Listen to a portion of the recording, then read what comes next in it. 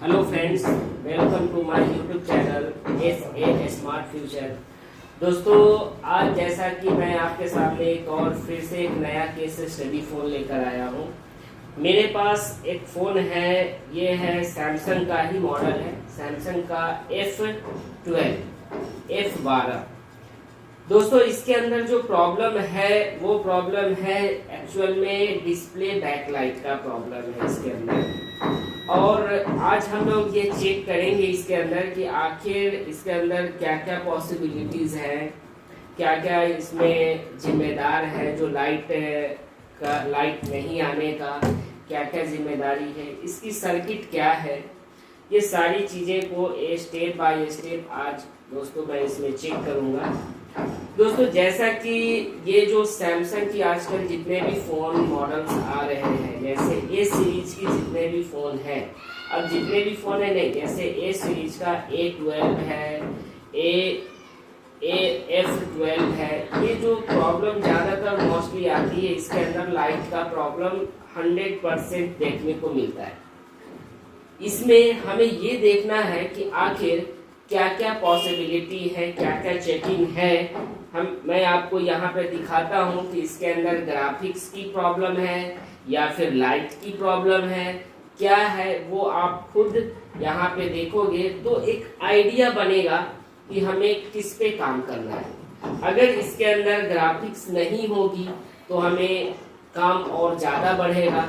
अगर इसके अंदर ग्राफिक्स है और लाइट नहीं है तो दोस्तों इसमें हमें काम अलग दिशा में ले जाना होगा।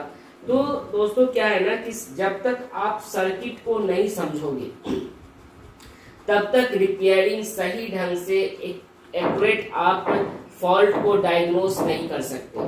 तो इसलिए यहाँ पे सबसे पहले जो भी फोन आपके पास आता है उसे पहले आप उसकी सर्किट को समझने की कोशिश करो। हर बार, हर समय, हर कोई सिर्फ आईसी को चेंज करना या फिर रिवॉल्व करना, ये इससे आप बच जाओगे कब, जब आप सर्किट को समझोगे तब। तो अगर आपको सर्किट का डीप नॉलेज लेनी है, अगर सर्किट के बारे में समझना है, अगर आपको फॉल्ट फाइंडिंग में दिक्कतें हो रही है, फॉल्ट को आप डायग्नोस नहीं कर पा रहे हो, आप अच्छी तरह से रिपेयर, यानी आपकी हैंड स्किल काफ़ी ज़्यादा अच्छी है, आप सीपीयू तक, डबल टेकर तक, आप डबल लेयर बोर्ड तक अगर आप उसको रिवॉल्विंग कर लेते हो तो वो हैंड स्किल सही है, और आपके पास फॉल्ट को पकड़ने का अगर वो स्किल नहीं है तो दोस्तों आप मेरा इंस्टीट्यूट ज्वाइन कर सकते हो। मेरा इंस्टीट्यूट SA टेक्नोलॉजी, जो आप नीचे जो आप नंबर देख रहे हो, आप वहां से आप डायरेक्ट हमसे बात करके अपनी, अगर आप इंटरेस्टेड हो, आप नए बिगिनर हो या फिर आप कुछ सालों से काम कर रहे हो, आपके पास फॉल्ट को डायग्नोस करने में कुछ दिक्कतें आ रही है, तो भी आप चाहे तो मेरा इंस्टीट्यूट ज्वाइन करके आप उसकी जानकारी पूरी ले सकते हो। तो मेरा नीचे नंबर है, आप डायरेक्ट उस पर बात कर सकते हो। दोस्तों चलिए मैं आपको वीडियो की तरफ ले चलता हूँ कि आखिर इसके अंदर प्रॉब्लम क्या है। थोड़ा यहाँ पे दिखाइएगा प्रॉब्लम क्या है और इसमें हमें क्या क्या पॉसिबिलिटी है। सबसे पहली बात मैं यहाँ पे देखना चाहूँगा कि हमारा फ़ोन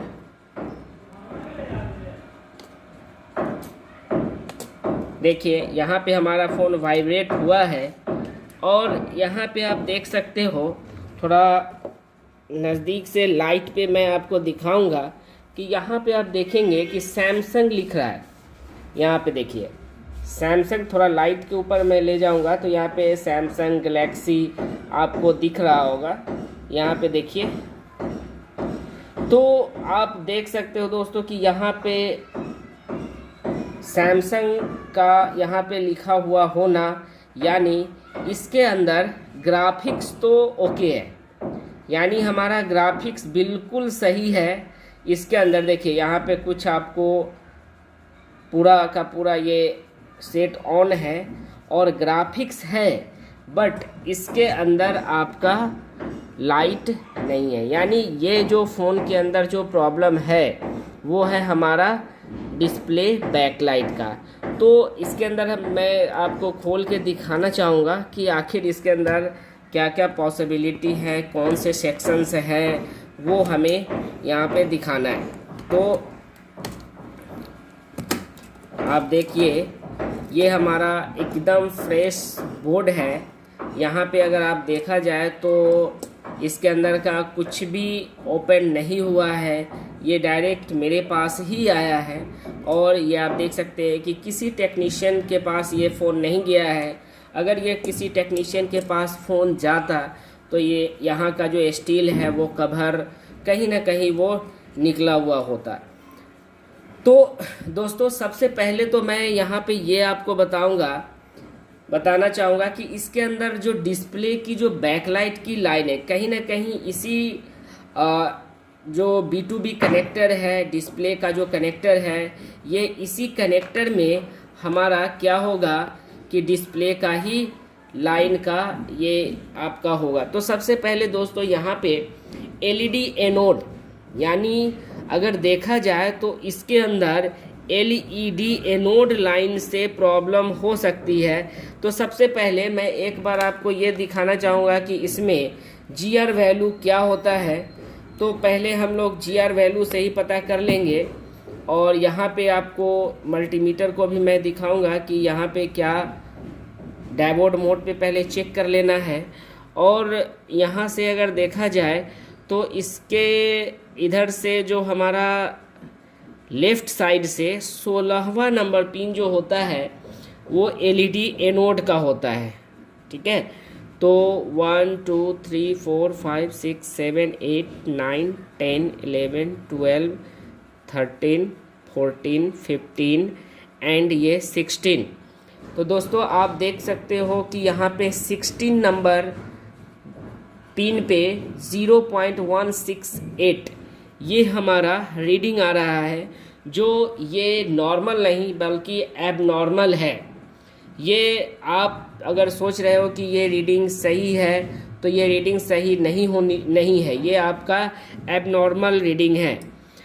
अगर हम इसे रिवर्स डायरेक्शन में देखें तो यहाँ पे भी आप देख सकते हो कि रिवर्स डायरेक्शन का भी यहाँ पे रीडिंग लगभग फॉरवर्ड की अपेक्षा फॉरवर्ड के समान है। तो हमें यहाँ पे पता चला कि अभी LED एनोड लाइन में प्रॉब्लम है।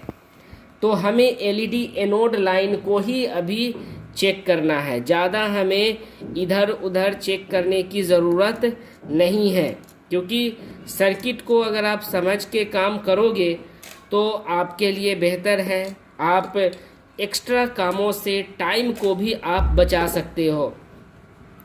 तो यहाँ पे आप देख सकते हो कि अगर डिस्प्ले इसके अंदर लाइट की अगर हम बात करें तो लाइट का जो सेक्शन होता है वो यहाँ पे होता है, यहाँ पे इसकी लाइट की सेक्शन होती है। तो हमें इस एरिया को, इस कवर को हमें रिमूव करना होगा। तो चलिए एक बार पहले मैं रिमूव कर लेता हूँ ताकि हमें कोई परेशानी ना हो। ये फर्स्ट टाइम ही हमारे पास ये फ़ोन आया और इसे हमें देखना है कि आखिर इसके अंदर प्रॉब्लम। तो हमें पहला स्टेप को तो हमने फॉलो किया कि भाई LED एनोड। और आप सोचोगे कि मैं LED एनोड को ही टारगेट क्यों किया हूँ, क्योंकि ये जो लाइट की जो समस्या है, डिस्प्ले पे बैकलाइट ना आने की जो रीज़न है वो हमारा LED एनोड से ही होता है। और हमारा ग्राफिक्स तो ओके है इसके अंदर, अगर प्रॉब्लम क्रिएट किया है तो वो है हमारा LED नहीं जल रहा है डिस्प्ले के इंटरनल का। तो आप देख सकते हो कि यहाँ पे हमने इसे ओपन कर दिया है और मैं सिर्फ और सिर्फ क्या करूँगा, ये बैक लाइट के एरिया को ही ओपन करना है।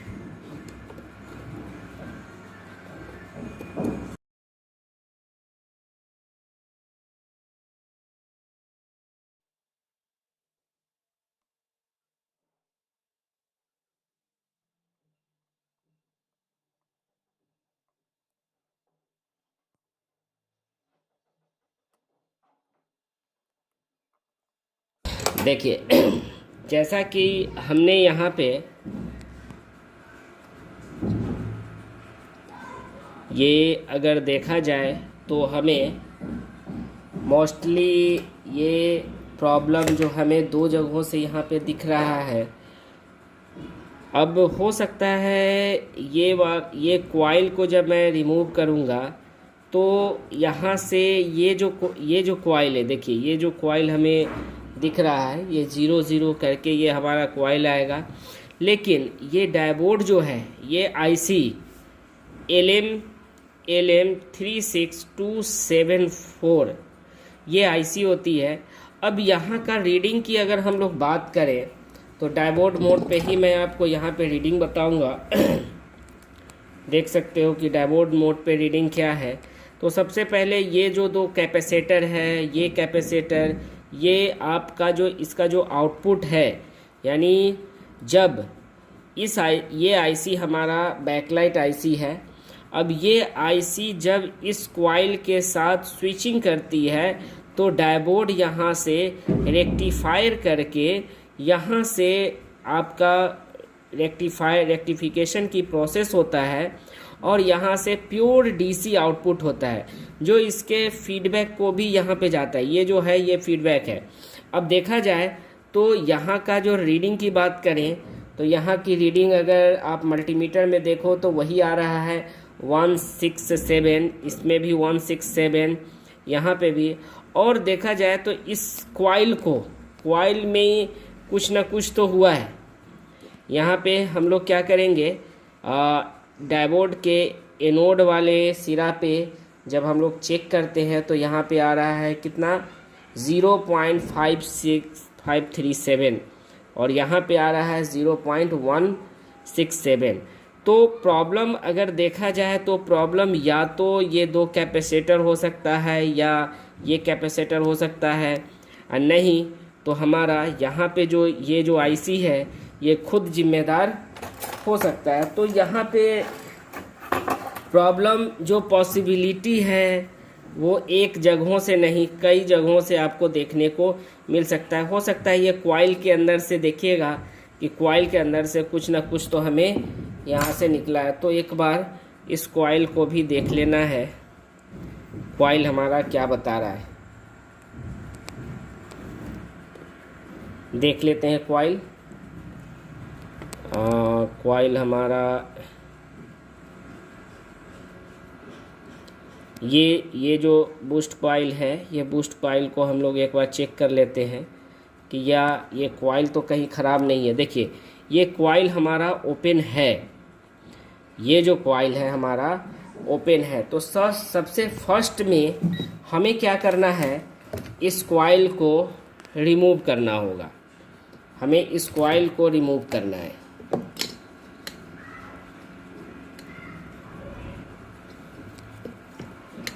देखिए सबसे पहले इस कॉइल को आप रिमूव कर लो, क्योंकि मोस्टली इन सभी मॉडल की अगर हम लोग बात करें तो ज़्यादातर कॉइल ये ओपन होता है। और यहाँ पे जो कॉइल का जो यूज़ हुआ है, ये जो कॉइल आप देख रहे हो ये देखने में भी एबनॉर्मल लग रहा है। तो ये कॉइल जहाँ तक यूज़ होता है, और ये कॉइल मोस्टली 10 माइक्रो हेनरी का होता है, 10 माइक्रो हेनरी का। तो यहाँ पे हम पहले इस कॉइल को ओपन कर लेते हैं ताकि ये हमें पता चल सके कि हाँ भाई हमें प्रॉब्लम किसका है, और इसे हम लोग चेक करेंगे। देखिए कॉइल का जो चेकिंग होता है दोस्तों, वो कॉइल का हम लोग नॉर्मल मीटर से चेक तो नहीं कर सकते हैं, क्योंकि इस कॉइल का चेकिंग के लिए हमें चाहिए हेनरी मीटर। ठीक है, तो हमें हेनरी मीटर की ज़रूरत पड़ेगी। सबसे पहली बात तो अब हमने इस कॉइल को निकाल लिया, और इस कॉइल को सबसे पहले ये हमें चेक करना है कि क्या ये कॉइल ओपन तो नहीं है। अगर मजर मोड पे अगर चले हम लोग तो ये देख लेना है कि ये कॉइल ओपन है या नहीं। ये वाकई में बजर मोड पे जब हमने इसे चेक किया तो ये कॉइल क्या है, ओपन है। अब हमें वो रीडिंग देख लेना है, हमें वो रीडिंग देखना है कि आखिर इन दोनों कैपेसिटर का रीडिंग क्या है। इन दोनों कैपेसिटर का यहाँ पे अभी भी रीडिंग की बात करें तो रीडिंग अभी 0.149 और यहाँ पे रिवर्स में बात करें तो 0.198। तो अभी पहली बात तो हमें इसके अंदर ये लगा कि ये कॉइल वाकई में हमें पहले चेंज करना पड़ेगा। ये कॉइल हमें चेंज करना पड़ेगा क्योंकि ये कॉइल ऑयल आ रहा है, यहाँ पे ऑयल नहीं बल्कि 000 आना चाहिए। और हेनरी मीटर से अगर चेक करें तो ये कॉइल का अपना खुद का वैल्यू बताएगा कि हमें कितना हेनरी का है। लेकिन दोस्तों अभी देखा जाए तो अभी भी हमारा यहाँ पे ये जो रीडिंग जो हमारा जो एलईडी एनोड के लिए ये आईसी जो आउटपुट करता है वो हमें यहाँ पे सही नहीं बता रहा है। थोड़ा जूम कीजिएगा, देखिए यहाँ पे क्या है कि हमें ये जो रीडिंग है ये रीडिंग हमें सही नहीं बता रहा है। तो इसके लिए हमें एक वो डायोड, पहली बात तो ये कॉइल ख़राब है, कॉइल को हमें चेंज करना ही पड़ेगा। अब देखते हैं, सबसे पहले ये आईसी का भी टारगेट हो सकता है। ये अगर मैं यहाँ से डायोड को अगर निकाल दूँ तो यहाँ पे ये कंफर्म हो जाएगा कि हमारा कौन सा प्रॉब्लम, ये चार कंपोनेंट है या फिर हमारा खुद आईसी है। तो हो सकता है हमें आईसी को भी चेंज करना पड़ सके। ये हमने डायोड को बाहर निकाल दिया। अब हमें फिर से वहाँ पे चेक करना है कि आखिर यहाँ का, क्योंकि इस एरिया का तो हमारा डिस्कनेक्ट हो गया है। अब ये एरिया अगर बच गया तो ये तीन चार कंपोनेंट है उसे भी हम लोग निकाल कर चेक कर लेंगे, नहीं तो डायरेक्ट तब हम लोग आईसी को टारगेट करेंगे। अभी की रीडिंग की बात करें तो अभी भी रीडिंग ये सेम ही बता रहा है। अभी भी रीडिंग अगर देखा जाए तो सेम बता रहा है। ये देखिएगा यहाँ पे मल्टीमीटर में बात करें तो अभी भी रीडिंग सेम है, यानी डायोड इसका ख़राब नहीं है। अब बचा क्या, हमें दो चार जो कंपोनेंट यहाँ पे हमें दिख रहा है। मोस्टली हमने ये बताया कि इन दोनों कैपेसिटर में से कोई एक कैपेसिटर मोस्टली यहाँ पे क्या हो जाता है, लीकेज या शॉर्ट हो जाता है, जिस वजह से ये प्रॉब्लम क्रिएट होता है। तो हमने यहाँ पे इन दोनों कंपोनेंट को भी बाहर निकाला है, कैपेसिटर को, और फिर हम लोग रीडिंग चेक कर लेते हैं एक बार कि रीडिंग में क्या अंतर है। हम लोग अभी आईसी को डायरेक्ट नहीं निकालेंगे।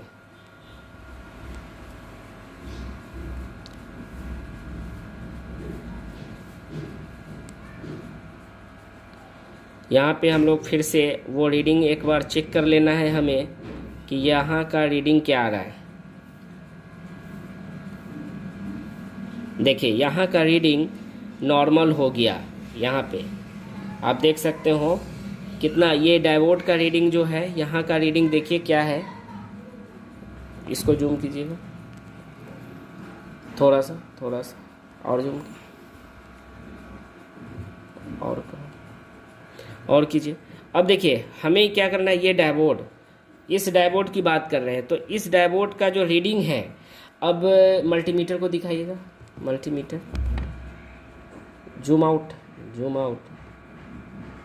ये देखिए मल्टीमीटर का रीडिंग क्या बता रहा है हमारा डायोड।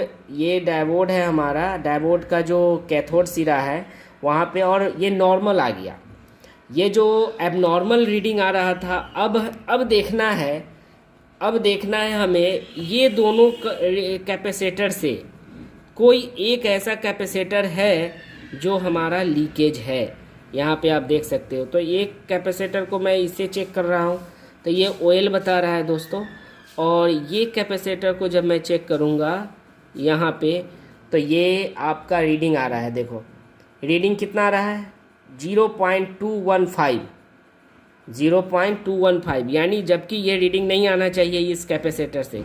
तो यानी ये कैपेसिटर के वजह से हमारा लाइट का इशू था। और एक बड़ी बात क्या है कि हमारा अभी आईसी ख़राब नहीं है, आईसी हमारा बिल्कुल ठीक है। अगर देखा जाए तो अगर कोई ख़राब है तो यहाँ पे पहले कॉइल ख़राब हुआ है, कॉइल डैमेज हुआ है, उसके बाद ये एक कैपेसिटर जो ये आपका जो इस हाफ वेव को अलग करने के लिए जो यूज़ किया गया है वो कैपेसिटर का यहाँ पे फॉल्टी है। तो दोस्तों हमें क्या करना है कि इस कैपेसिटर को ना लगा के सिर्फ इसी एक कैपेसिटर को मैं यहाँ पे लगा देता हूँ। चलो देखिए यहाँ पे क्या करना है दोस्तों कि सबसे पहले एक कैपेसिटर को आप यहाँ पे लगा दो। यहाँ पे मैं क्या कर रहा हूँ कि इस कैपेसिटर को, जो फॉल्टी कैपेसिटर है उसे नहीं लगाना है, जो फॉल्टी कैपेसिटर है मैं उसे नहीं लगाऊंगा, जो कैपेसिटर ख़राब है उसे हमें छोड़ देना है। और जो रीडिंग हमें अब यहाँ पे एक कॉइल को भी हमें लगाना है, एक कॉइल को भी हमें यहाँ पे लगाना पड़ेगा। कैपेसिटर हमने लगा दिया। अब यहाँ पे हमें एक कॉइल लगाना है। ये कैपेसिटर फॉल्टी है, ये जो आप कैपेसिटर देख रहे हो ये कैपेसिटर का रीडिंग एबनॉर्मल है। इस वजह से हमें यहाँ पे क्या हुआ है कि हमारा जो रीडिंग था वो गड़बड़ हो गया था, और ये कॉइल, ये जो कॉइल हमारा ख़राब है इसके जगह पे हमें 10 माइक्रो हेनरी का हमें दूसरा कॉइल लगाना है। तो दोस्तों हमने एक नया अलग से एक कॉइल लिया है, अलग से ये कॉइल है, ये हमारा 10 माइक्रो हेनरी का ये कॉइल है हमारा। इस कॉइल की जगह पे हमें इस कॉइल को यहाँ पे माउंट करना है। तो चलिए पहले इस कॉइल को हम लोग क्या कर लेते हैं, माउंट कर। अब यहाँ का जो कैपेसिटर है वो कैपेसिटर आप लगा भी सकते हो या फिर नहीं, अगर लगा देते हो तो बेहतर होगा, क्योंकि कंपनी ने अगर कोई कंपोनेंट को अपने जगह पे लगाया है तो कुछ ना कुछ तो सोच कर ही लगाया है।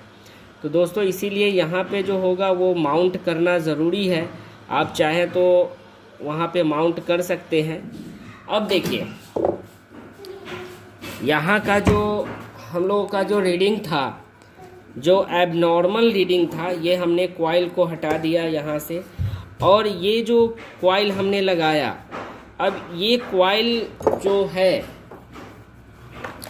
ये कॉइल की जगह पे अब देखिए यहाँ पे हमारा रीडिंग जो चेक करने की बात कर रहे हैं हम लोग, तो यहाँ पे क्या आ रहा है रीडिंग वो देखना है। तो रीडिंग जो है हमारा फॉरवर्ड डायरेक्शन की अगर हम बात करें, देखिएगा यहाँ पे फॉरवर्ड डायरेक्शन की अगर बात करें तो रीडिंग आ रही है हमारी 0.36। अभी बोर्ड थोड़ा गर्म है, इस वजह से थोड़ा सा अभी आपको रीडिंग अलग आएगा। जो यहाँ पे रीडिंग आ रही थी 165, 171, अब ये रीडिंग आ गया है कितना, 0.41। ये और भी बढ़ेगा जैसे जैसे बोर्ड ठंडा होगा। अब अगर रिवर्स की बात करें तो रिवर्स में भी उसमें सही सेम आ रहा था। अब यहाँ पे देखिए रिवर्स में OL आ रहा है। ये है नॉर्मल रीडिंग, याद रखना ये हमेशा ये नॉर्मल रीडिंग है। अब हम लोग इस कनेक्टर के पास आते हैं, ठीक है ना। इस कनेक्टर के 16 नंबर पिन, ये आपका 16 नंबर 1 2 3 4 5 6 7 8 9 10 11 12 13 14 15 एंड 16। अब देखो 16 पे कितना रीडिंग है, ये हमारा रीडिंग आ गया 0.043।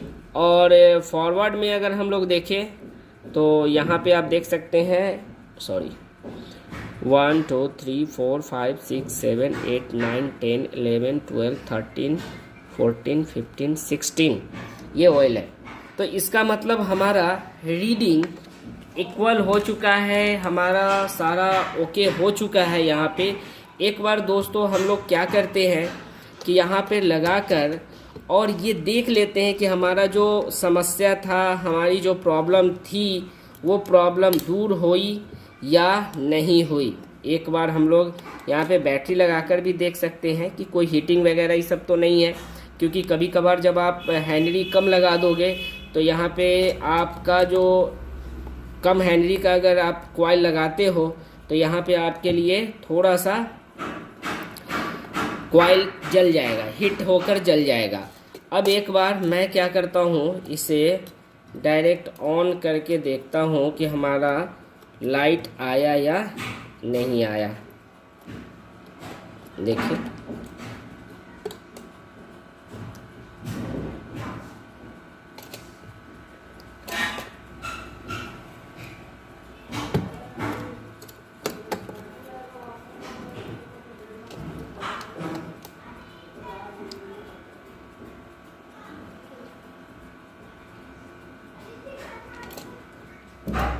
देखिए यहाँ पे हमारा कंप्लीट ये जो है हमारा लाइट आ गया। आप देख सकते हो, आप ये देखो कि हमने क्या किया, इसके अंदर क्या आईसी चेंज हुआ है? नहीं। मतलब आपके पास अगर सर्किट का नॉलेज रहेगा तो आप बहुत काम को जो डिफ़िकल्ट बना देते हो उस डिफ़िकल्ट से बच सकते हो। अब देखिए यहाँ पे ये कंप्लीट जो लाइट नहीं आ रहा था, ये हमारा लाइट कंप्लीट आ गया है। यानी हमने टारगेट इसलिए एलईडी एनोड को किया क्योंकि वो एलईडी एनोड से ही ये प्रॉब्लम है, समझे। यहाँ पे जो ये टारगेट बनाया गया है ये एलईडी एनोड से ही है।